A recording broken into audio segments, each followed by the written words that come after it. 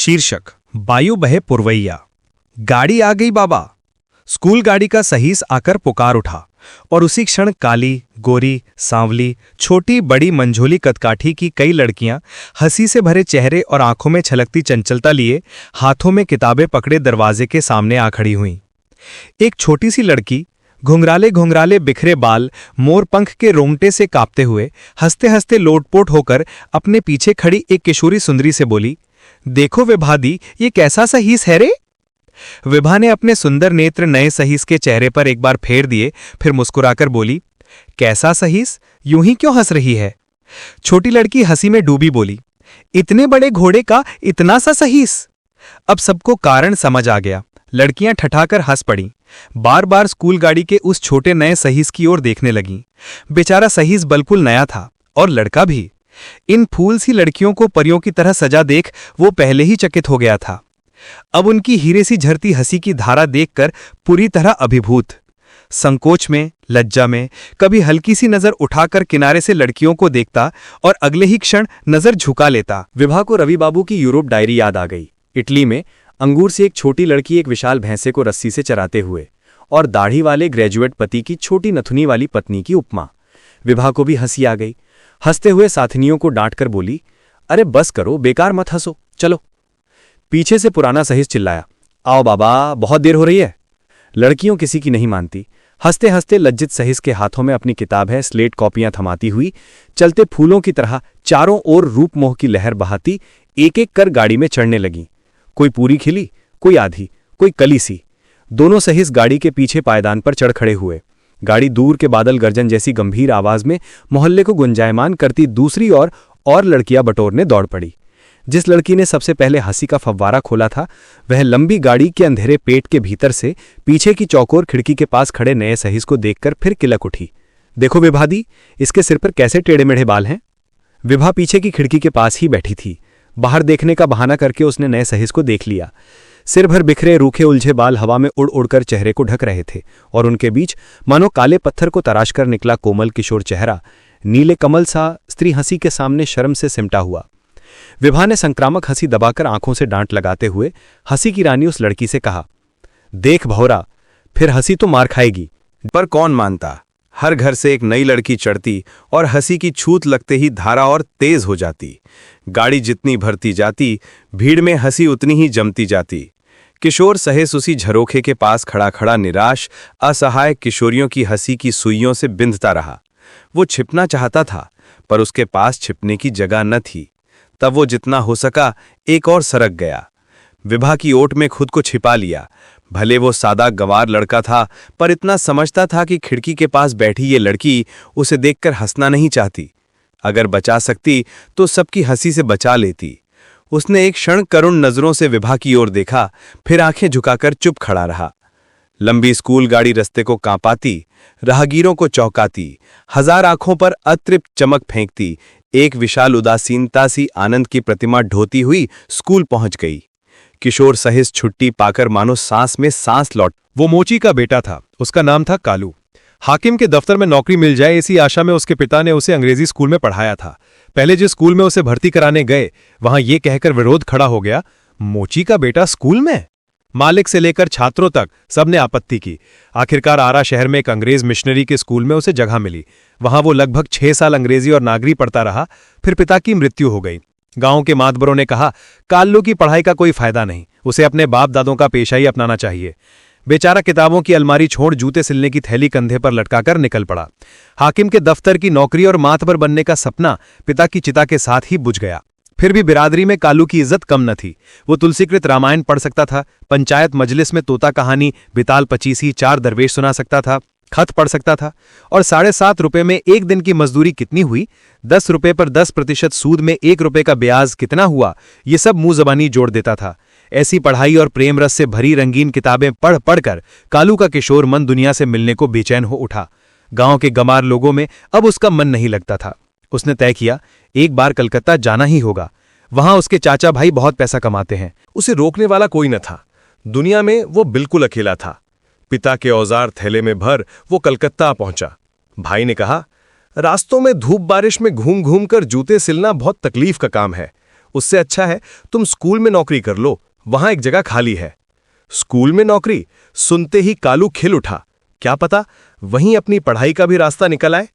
फिर जब उसने सुना कि वो लड़कियों का स्कूल है तो उसकी कल्पना प्रवण आत्मा पद्मावती, शहरजादी और परीबानों के स्वप्नों से भर उठी। लेकिन पहले ही दिन परीबानों से परिचय कुछ खास उत्साहजनक ना रहा। परियों की तरह सजीव फूल सी लड़कियां मनो हंसी के देश की प्रजा हों। घोड़े की सजावट खोलकर दाना देकर उदास मन से वो अस्तबल के सामने एक शीशम के पेड़ की छाया में गमछा बिछाकर पांव फैलाए बैठ गया और सोचने लगा, वे लड़कियां उसे देखकर यूं बेकार क्यों हंसी थीं? उसके चेहरे में हंसने लायक ऐसा क्या है? गांव की बच्ची अकाली पवनी तो उसे देखकर ऐसे नहीं हंसती। किस्मतिया जब इदारा से पानी भरकर कलश हिलाती, घर लौटते समय उस पर पानी छिड़क कर हंसती है तो उसकी हंसी बुरी नहीं लगती। उस दिल्लगी में तो दिल खुश हो जाता है।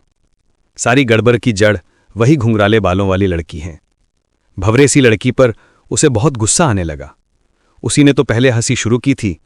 सब लड़कियां खराब हैं, सिर्फ वही गोरी बाबा बहुत अच्छी है। वो उसे देखकर नहीं हंसी, सबको हंसने से मना किया, यहां तक कि भंवरी को मारने भी चली थी। वो बाबा बहुत नेक है, बहुत खूबसूरत है। जितना वो बैठकर सोचता उतना ही विभा उसे और अच्छी लगने लगती। उसने कैसी करुणा से एक बार उसकी ओर देखा था, कैसे उसे सबकी हंसी के वार से छिपा कर रख रही थी। बहुत नेक, बहुत खूबसूरत, वही गोरी बाबा। इस तरह दिन पर दिन बीतते गए। कितनी ही लड़कियां उसने देखीं, कितनी ही लड़कियों के हाथों से उसने किताबें ली, पर किसी ने भी उसके प्राणों पर वैसी आनंद छटा नहीं बिखेरी जैसी केवल विभा को देखने से बिखर जाती थी।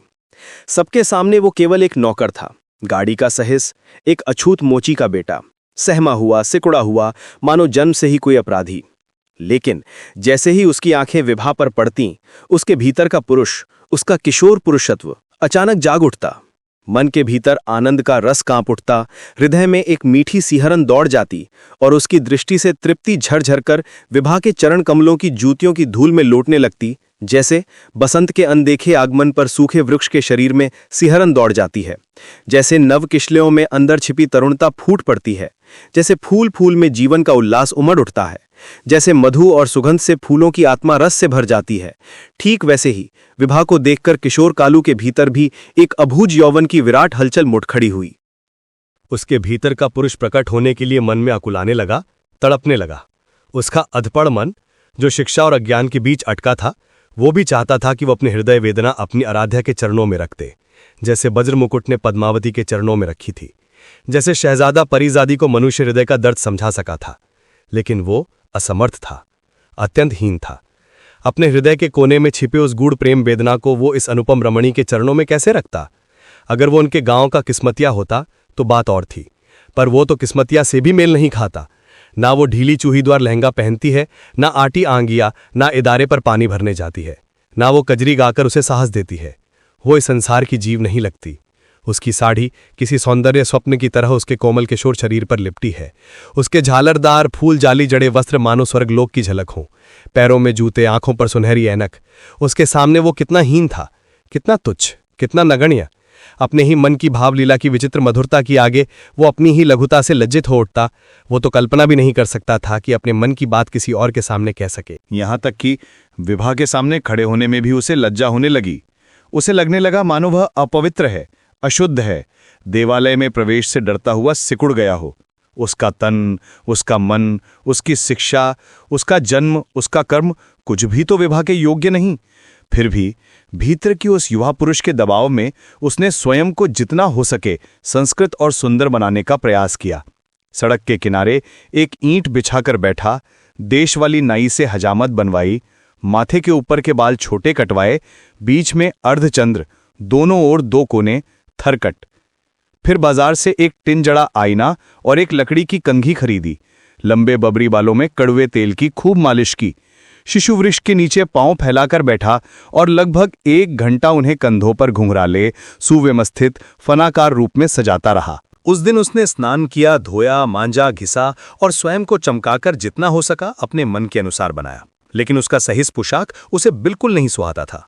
नीले रंग की मोटी धोती, पीली पट्टी लगी नीली छोटी सी कुर्ता और नीली पगड़ी। उसे लग रहा था कि ये पोशाक उसे भयानक रूप से कुरूप बना रही है। उसे असहजता हुई, लज्जा हुई, पर उपाय नहीं था। उसी कुरूप वर्दी में उसे विभा के सामने जाना था और इसलिए उसी पोशाक को जितना हो सके सलीके से पहनकर उस दिन वो गाड़ी के पीछे चढ़ा और विभा को घर से स्कूल लाने चला। पर वहां भी उसे मुक्ति नहीं मिली। उसकी आंखों की शूल वो भौरी सी लड़की उसे देखते ही फिर हंसकर लोटपोट हो गई और बोली, अरे वाह, फिर से फैशन करके बाल कटवाए हैं। उसके वही बिखरे हुए रूखे बाल ही अब तक लड़कियों की आंखों के अभ्यस्त हो चुके थे।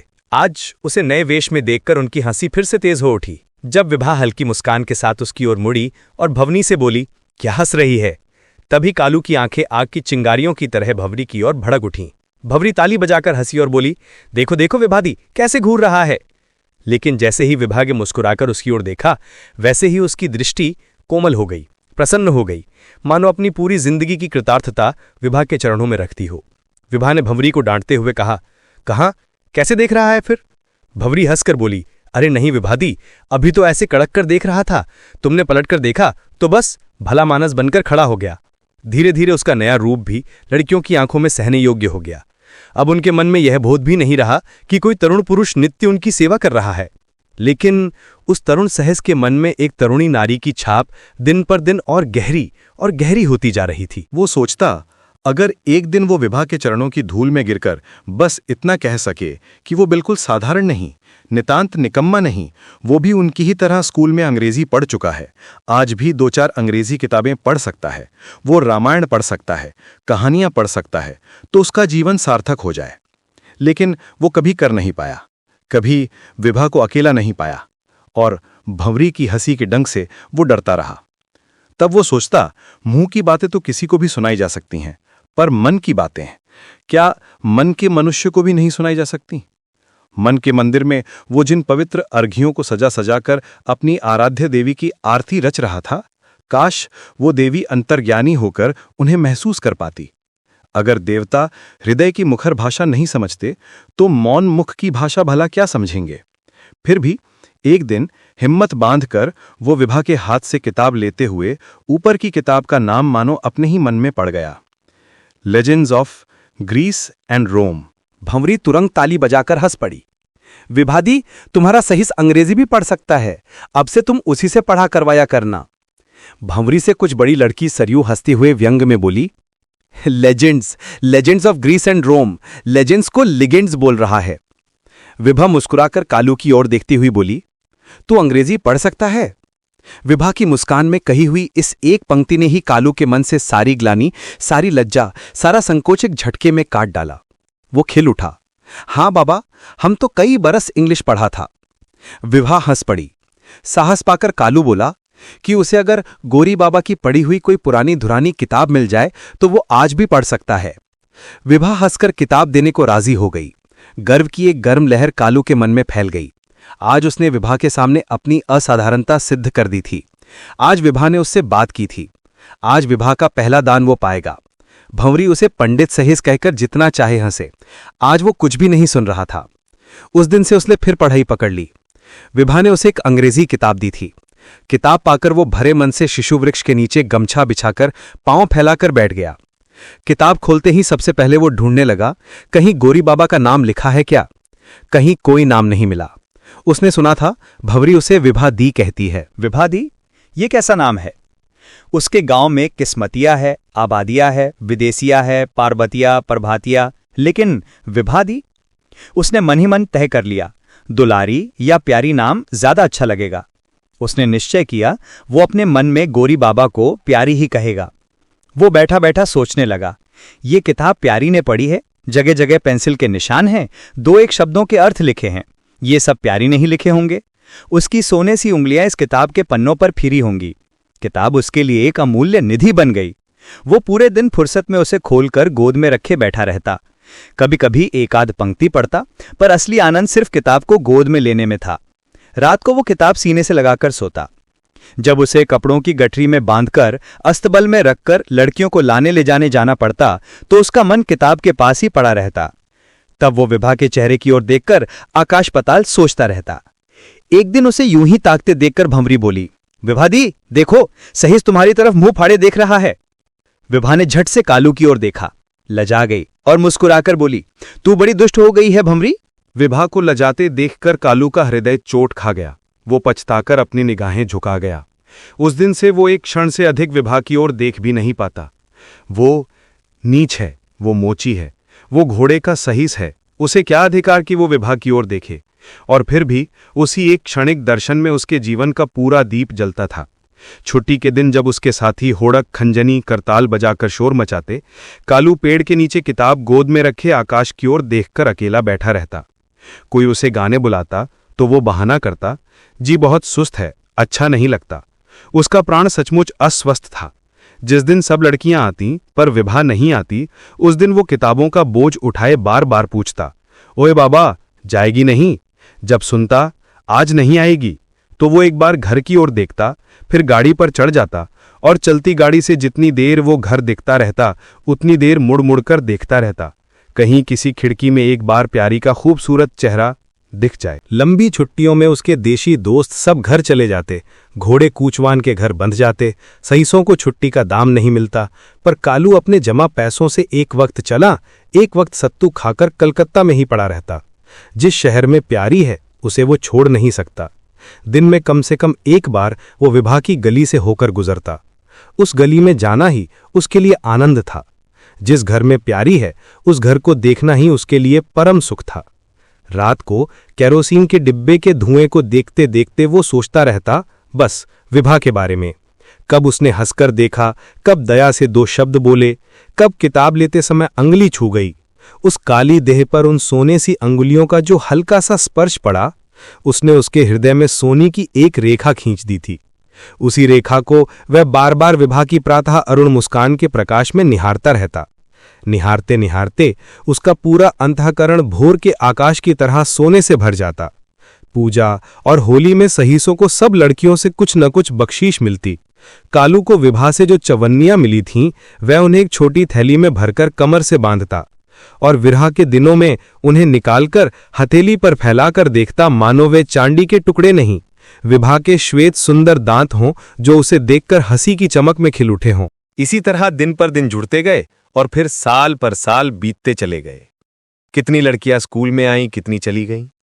कालू की आंखों के सामने तिल तिल करके किशोरी विभा यौवन की पूर्णता में एक अनुपम सुंदरी बनती चली गई। पर कालू के मन में और उसकी किस्मत में कोई परिवर्तन नहीं आया। बदला तो केवल उसका काम। विभा एमए पास करके उसी स्कूल में पढ़ाने लगी और कालू पढ़ा लिखा जानकर विभा ने उसे दोपहर के समय अपना बहरा रख लिया। सुबह शाम वो सहिस का काम करता और दोपहर को गोरी बाबा के घर बहरा बनकर खड़ा रहता। अब उसकी आमदनी भी बढ़ी और उसके पहनावे में भी कुछ सलीका आ गया। कम से कम दोपहर के समय वो चूड़ीदार पायजामा, उस पर धुली हुई चपकन पहन पाता। बालों को लकड़ी की कंघी से संवारकर सिर पर सफेद कपड़े की पगड़ी बांधता और गोरी बाबा के दफ्तर के दरवाजे पर पत्थर की मूर्ति सा स्थिर खड़ा हुक्म का इंतजार करता रहता। अब वो प्यारी को बहुत देर तक देख पाता था। अब उसका दिल पूरी तरह भर चुका था। इसी समय एक बाबू बहुत घन घन गोरी बाबा के कमरे में आने जाने लगा। उसी के साथ विभा का विवाह तय हो चुका था। उसका रंग इतना उजला कि नाक पर लगी सुनहरी ऐनक भी ठीक से दिखाई नहीं देती। सुडौल शरीर, सजा धजा चेहरा, पर कालू उसे देख नहीं पाता था। उसे देखते ही कालू के सिर में खून चढ़ जाता। उसकी आंखें कोयले की भट्टी में दहकते अंगारों की तरह जल उठती। पहले ही दिन जब वह सुंदर युवक मुस्कुराता हुआ पर्दे के पास आकर निश्चल खड़े कालू के हाथ में एक कार्ड थमाकर बोला, मैम साहब को सलाम देना, उसी क्षण उसकी मुस्कान कालू की आंखों में कुछ अजीब सी लगी। वह कार्ड लेकर सावधानी से पर्दा हटाकर विभा के हाथ में दे आया। कार्ड देखते ही विभा का चेहरा खिल उठा। वह कुर्सी से उठ खड़ी हुई और हंसकर बोली, बाबू को सलाम देना। विभा का ऐसा उत्फुल्ल आनंदमय रूप कालू ने कभी नहीं देखा था और उसी क्षण उसके मन में एक अशुभ आशंका जाग उठी जब उसने पर्दा हटाकर युवक से कहा, आइए। और पर्दे की दरार से कालू ने देखा कि युवक के भीतर प्रवेश करते ही विभा तेजी से आगे बढ़ी। युवक ने दोनों हाथों से विभा के दोनों हाथ पकड़ लिए और मुग्ध दृष्टि से उसे देखने लगा और विभा की आंखें भी आवेश, लज्जा और सुख में धीरे धीरे झुक गईं। तभी कालू की आत्मा चीख उठी, ये डाकू है, ये कालू का सब कुछ लूटने आया है। उस दिन से उसका मन उस युवक के लिए ईर्ष्या और घृणा से भर गया और जितने दिन वो युवक विभा के यहां आता जाता रहा, उतने ही दिन कालू का व्यर्थ क्रोध उसके भीतर आग बनकर जलता रहा। उसे देखते ही उसका हृदय धक धक करने लगता और उसका मन चाहता वो उसके गले पर झपट पड़े, अपने 10 नाखूनों से उसका सीना फाड़ डाले, उसका रक्त पी जाए तभी शांति मिले। पर वो जड़ सा खड़ा अपने को बांधे रखता। फिर भी उसकी दृष्टि ऐसी होती मानो उसकी आंखों से अग्नि निकलकर उस डाकू को भस्म कर दे। आज इतने वर्षों से जिस विभाग को उसने कंजूस के खजाने की तरह दिल में संजोकर रखा, जिसे अपने हर सुख का केंद्र बनाया, उसे ये कोई पराया आकर छीन ले जाएगा, केवल एक गोरा चेहरा और एक जोड़ी सुनहरी ऐनक के बल पर। कालू काला है, कुरूप मोची है, पर उसके भीतर प्यारी के लिए जो भक्ति फूल से खिली है, क्या उसका अंश भी उस बाबू के भीतर है? अगर होता तो क्या वह विभा के सामने ऐसे ठहाके लगाता, ऐसे बकबक करता, ऐसे कुर्सी पर पांव फैलाकर ढह जाता? उसके भीतर जरा सा भी संकोच नहीं, जरा सा भी भय नहीं, जरा सा भी श्रद्धा नहीं। वह सचमुच डाकू है जो जोर से लूटने आया है। कालू ने सुना था कि कोयले के भीतर ही हीरा होता है। काश वो कोयले जैसा काला होकर अपने सीने में हीरे सी उजली विभा को छुपा पाता। काश वो काला बादल बनकर बिजली की तरह इस युवती को अपने वक्ष में छुपा लेता और उस डाकू पर वज्र की तरह टूट पड़ता, एक ही क्षण में उसे जला भस्म कर देता। पर जितना ही वो उपाय खोजता, उतना ही असहाय होता जाता। जितना ही अपने अधिकार को अपने ही मन में सिद्ध करना चाहता, उतना ही शून्य हाथ लगता। और जितना ही अपने को निर्बल समझता, उतनी ही उसकी आत्मा जल उठती और आंखों में आग भर जाती। उस युवक को देखते ही उसकी आंखें जंगली भैंसे की आंखों की तरह चिंगारियां बरसाने लगतीं। पर ज्यों ही विभा सामने आ खड़ी होती, वही अग्नि दृष्टि अमृत से अभिषिक्त फूलों की अंजलि बनकर उसके चरणों में ढुलक पड़ती। एक दिन पर्दे की दरार से कालू ने देखा, वो शैतान विभा का हाथ अपने हाथ में उठाकर अपनी उंगली से एक अंगूठी निकालकर विभा की उंगली में पहना रहा है और फिर उसी हाथ को पकड़कर चूम रहा है, कालू की ही आंखों के सामने। आज कालू के पूरे शरीर में आग लग गई। उसके भीतर का पुरुषत्व उन्मत्त होकर उसे रौंदने लगा, तोड़ने लगा, चीर डालने लगा। उसके पैरों के नीचे से जमीन खिसकने लगी। उसकी आंखों के सामने सारा ब्रह्मांड पागल की तरह डगमगाने लगा, भंवर की तरह घूमने लगा। कहाँ है उसका आश्रय, कहाँ है उसका सहारा? कितनी देर वो ऐसा ही रहा उसे नहीं पता। अचानक उसने देखा, वही युवक सामने खड़ा है, हंसते हुए 2 रुपए बढ़ाकर कह रहा है, बेहरा ये लो बख्शीश। कालू ने देखा, उसके होठों पर वो मुस्कान नहीं, आग की एक रेखा है। उसके हाथ में वे रुपए नहीं, 2 जलते उल्का पिंड हैं। और वो आदमी आदमी नहीं, साक्षात शैतान है। इसी की कथा उसने मिशनरी साहबों की किताबों में पढ़ी थी। आज वो स्वयं उसके सामने खड़ा है, इसीलिए उसका रंग आग जैसा है। इसीलिए उसे देखते ही कालू के भीतर दावानल भड़क उठता है। कालू के सिर में खून चढ़ गया, उसकी आंखों से आग छलकने लगी। उसके 10 नाखूनों में रक्त पिपासा जाग उठी, सिर में झंझनाहट दौड़ गई। तभी उसके कानों में जैसे किसी स्वर्गीय देवता की अमोघ आज्ञा गूंज उठी, कालू बाबू बख्शीश दे रहे हैं, ले लो। मंत्रमुग्ध सर्प की तरह उसने सिर झुका दिया और कांपते हाथ आगे बढ़ा दिए। युवक ने उसकी हथेली पर 2 रुपए रख दिए। कालू को लगा वे रुपए उसकी हथेली को जलाकर आर पार कर देंगे और झंझनाते हुए धरती पर गिर पड़ेंगे। वह झनकार उसके कानों में वज्रताज जैसी लगी। उसने पूरी शक्ति से मुट्ठी भींच ली। हाथ जल जाए तो जल जाए, पर रुपए धरती पर गिरकर अट्टहास न करने पाए। जब उसका होश लौटा तो उसके मन में आया, अगर इन 2 जलते हुए टुकड़ों को उसी शैतान के मुंह पर फेंक देता तो कितना अच्छा होता। उसने जल्दी से आंखें खोली। फेंकने ही वाला था, पर वहां कोई नहीं था। वो अकेला था, दरवाजे के एक कोने में जड़ बना हुआ। कालू घबरा गया। ये 2 पैसे, वो क्या करे इनका? उसने इन्हें लिया ही क्यों? ये तो वो ले ही नहीं सकता था। क्या करेगा इन 2 पैसों का? उसे लगा चारों ओर आग की आंखें जल रही हैं, चक्रों जैसी, सिक्कों जैसी, जैसे उस आग जैसे आदमी की चश्मे के पीछे चमकती हंसती हुई क्रूर आंखें। कालू ने सिक्कों को मुट्ठी में कसकर पकड़ा और सड़क पर निकल पड़ा। वो उन्हें कहाँ फेंके, क्योंकि जहां गिरेंगे वहां की हर खुशी, हर हंसी, हर शुभता जलकर राख हो जाएगी। उसे हाथ में पैसे लिए सोचते देखकर एक भिखारी बोला, 1 पैसा भीख मिले बाबा। कालू जैसे अचानक बच गया। उसने झट से दोनों पैसे उस लूले हाथ में डाल दिए। पास खड़े लड़के हंस पड़े, अरे कालू, आज तो तू कल्पतरू बन गया। पूरे स्कूल में बात फैल गई। मालिक की शादी होने वाली है, इसलिए कालू ने खुशी में एक भिखारी को 2 रुपये दे दिए। आज विभा की शादी है। कितनों को न्योता है? कालू को नहीं। फिर भी उसे जाना होगा। बोर्डिंग की लड़कियां जा रही हैं उन्हीं की गाड़ी के साथ, बिना बुलाए। आज उसकी पूरी हार का दिन है। आज रोशनी और फूलों के बीच सजा धजा मुस्कुराता हुआ वही शैतान डाकू हमेशा के लिए उसकी प्यारी विभा को ले जाएगा और आज उसे नीली बदसूरत वर्दी में धुला धुलाया बिना बुलाए जाना होगा। पर भीतर घुसने का अधिकार नहीं होगा। उसे दरवाजे के बाहर ही खड़ा रहना होगा। उसे जाना ही पड़ा। उसकी आंखों के सामने उस शैतान ने अपने हाथों से विभा का हाथ पकड़ा, फूलों की माला में बांधा और हमेशा के लिए उसे अपना बना लिया।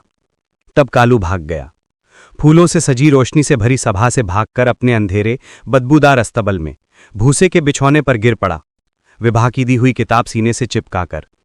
उस दिन के बाद स्कूल उसके लिए खाली हो गया। सैकड़ों लड़कियों की हंसी, सुंदरता, चहल पहल के बीच भी एक की कमी में वो जगह सूनी, बदसूरत। वो अब भी गाड़ी के पीछे बैठकर विभा के घर जाता है, पर अब विभा मुस्कुराकर बाहर नहीं आती, उसके हाथ में किताब नहीं देती, खिड़की पर कमल जैसे चेहरे की चमक नहीं होती। अब बाहर आता है वही भंवरा और गाड़ी के आगे बैठकर उसे देखकर हंसता है। ऐसी जिंदगी कालू से सही नहीं गई। एक छुट्टी के दिन वो विभा के नए घर गया।